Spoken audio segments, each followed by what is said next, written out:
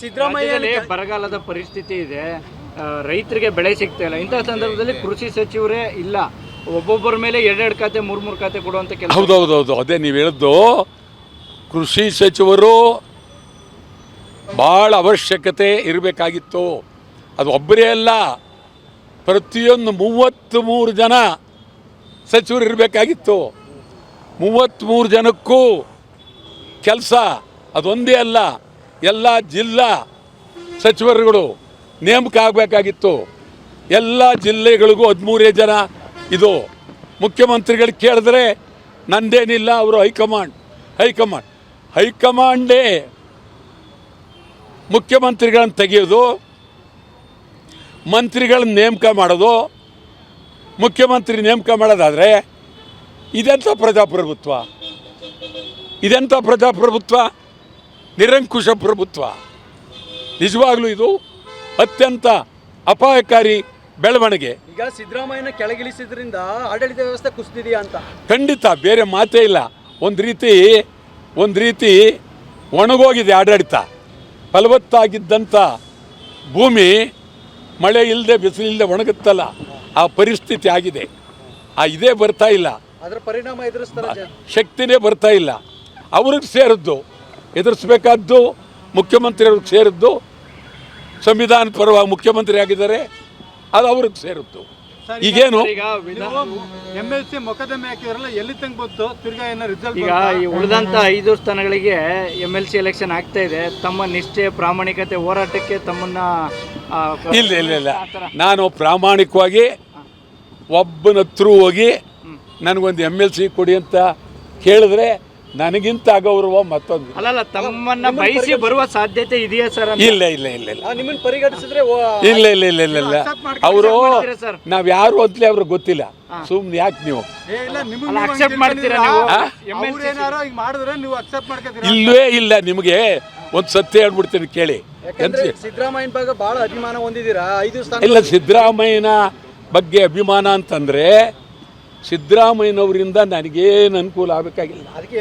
ನಾನು ಇಲ್ಲ ಹೇಳ್ತೀನಿ, ನಾನು ಒಬ್ಬ ಹಿರಿಯ ಮಹಾನ್ ಹೋರಾಟಗಾರ. ಸುಮಾರು KC ರೆಡ್ಡಿಯವರಿಂದ ಇಲ್ಲಿವರೆಗೂ ನೋಡಿದ್ದೇನೆ. ಆದರೆ ನಾನು ಮಾತನಾಡುವುದು ಒಂದು ಪ್ರಾಮಾಣಿಕತೆ. ಅವರು ಸಿದ್ದರಾಮಯ್ಯನವರಾಗಲಿ ಯಾರಾಗಲಿ ಅವರಿಂದ ನನಗೆ ಯಾವ್ದು ಆಗಬೇಕಾಗಿಲ್ಲ. ನಾನು ಒಂದು ನಿಮಿಷ ನಾನು ಕಂಡಿರೋದು. ಆದ್ದರಿಂದ ಪ್ರಾಮಾಣಿಕವಾಗಿ ಅನ್ಯಾಯ ಅಂದದ್ದನ್ನು ಅನ್ಯಾಯ ಅಂತ ಹೇಳಬೇಕು. ಆ ದೃಷ್ಟಿಯಿಂದ ಮಾತನಾಡ್ತೇವೆ. ಮೇಲ್ಮನೆಯಲ್ಲಿರುವಂಥವ್ರು ಬಹುತೇಕರು ರಿಯಲ್ ಎಸ್ಟೇಟ್ನವರು, ಬಂಡವಾಳಶಾಹಿಗಳು ಅಂತ ಹೇಳಿದ್ರೆ, ಅಲ್ಲಿ ನಿಮ್ಮಂಥ ಒಂದು ನಿಷ್ಠಾವಂತರ ಒಂದು ಕೊರತೆ ಕಾಣ್ತಾ ಇದೆ ಅಂತ ಮೇಲ್ಮನೆಯಲ್ಲಿ. ಈಗ ಅದು ಮೇಲ್ಮನೆಯೂ ಆಗಿಲ್ಲ, ಕೆಳಮನೆಯೂ ಆಗಿಲ್ಲ. ಅದರಂಥ ಹೋಲ್ಸು ನನಗನ್ನಿಸ್ತದೆ ಅದು ಭಾಳ ಅತ್ಯಂತ ಹೀನಾಯವಾದಂಥ ಸಭೆಯಾಗಿದೆ. ಆ ಸಭೆಯಲ್ಲಿ ಒಂದು ನಿಮಿಷ, ಎಂತೆಂಥ ಮಹನೀಯರು ಬಂದರು ಸಭೆಯಲ್ಲಿ. ಈಗ ಅಲ್ಲಿ ರಿಯಲ್ ಎಸ್ಟೇಟ್ನವರೆಲ್ಲ ಬಂದುಬಿಟ್ಟಿದ್ದಾರೆ. ರಿಯಲ್ ಎಸ್ಟೇಟೇ ದುಡ್ಡು, real estate, assembly, real estate. ನಿಮ್ಗೆ ಹೇಳೋದಾದರೆ ಈ ಪಕ್ಕದಲ್ಲೇ ಚಾಮರಾಜನಗರ, ಅವರಿಗೆ ನಾನು ಕುಡಿಯೋ ನೀರು ತಂದುಕೊಟ್ಟೆ, ರೋಡ್ ಮಾಡಿಕೊಟ್ಟೆ, ಜಿಲ್ಲೆ ಮಾಡಿಕೊಟ್ಟೆ, ಕೇಳಿದ್ದೆಲ್ಲ ಮಾಡಿಕೊಟ್ಟೆ. ಅವರು ನನ್ನ ತೀವ್ರವಾಗಿ ನಾನು ಯಾರು ಅಂತಲೇ ಅವ್ರಿಗೆ ಗೊತ್ತಾಗಲಿಲ್ಲ. ಇನ್ನು ಅದಕ್ಕಿಂತ ಇನ್ನೇನು ಬೇಕಾಗಿದೆ? ಈ ಕಡೆ ಮಹದೇಶ್ವರನ ಬೆಟ್ಟ ಇದೆ, ಆ ಕಡೆ ಒಳ್ಳೆ ಪ್ರಸಿದ್ಧವಾದಂಥ ಕಾಡುಗಳಿದೆ. ಚಾಮರಾಜನಗರ ನಾನು ಬೆಳೆಸಿದಷ್ಟು, ನಾನು ನೋಡಿದಷ್ಟು ಒಬ್ಬಿಲ್ಲ ಅಲ್ಲಿ. ನನಗೆ ಅನ್ಯಾಯ ಮಾಡಿದ್ರು. ಸರ್, ಈಗ ಇದು ವಾಟಾಳ್ ನಾಗರಾಜ್ ಅವರಿಗೆ MLC ಆಗಕ್ಕೆ ಆಸಕ್ತಿ ಇಲ್ವಾ ಅಂತ? ನನಗೆ ಖಂಡಿತವಾಗಿಲ್ಲ. ನಾನೇ ಅವರಿಗೆ ಆಸಕ್ತಿ ಅಂದರೆ ನಾಮಿನೇಷನ್ ಬೇಡ, ಅವಿರೋಧವಾಗಿ ಆಗಬೇಕು, ನಾನೇ ಗೆಲ್ಲಬೇಕು. ಇಲ್ಲ ಬೇಡ, ಆವಾಗ ಅಲ್ಲಿ ಹೋಗಿ ಬಿಲ್ಲು ಬಾಣ ಬಿಡೋದಕ್ಕೆ ಅವಕಾಶ ಇಲ್ಲದೆ. ಪ್ರಸ್ತಾವನೆ ಏನಾದರೂ ಸಲ್ಲಿಸ್ತೀರಾ? ಯಾರಿಗೆ? MLCಗೆ ಒಂದು ಪ್ರಸ್ತಾವನೆ ಏನಾದರೂ?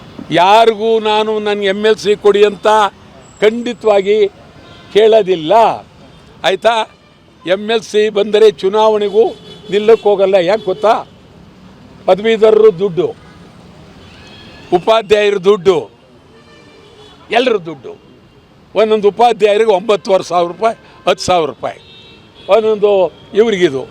ಸಾಮಾನ್ಯ ಜನಗಳು ನಿಮ್ಗೆ ಹೇಳಿದ್ದಾರೆ, ಚಾಮರಾಜನಗರದವರೇ ನಮಗೆ ಮೋಸ ಮಾಡಿದ್ಮೇಲೆ ಮಿಕ್ಕವ್ರ ಬಗ್ಗೆ ನಾವು ಯಾಕೆ ತಲೆ ಕೆಡಿಸ್ಕೊಳ್ಬೇಕು? ಮೊಕದ್ದಮೆ ಹೂಡಿದಿರಲ್ಲ, ಏನಾಗಿದೆ ನಿಮ್ದು?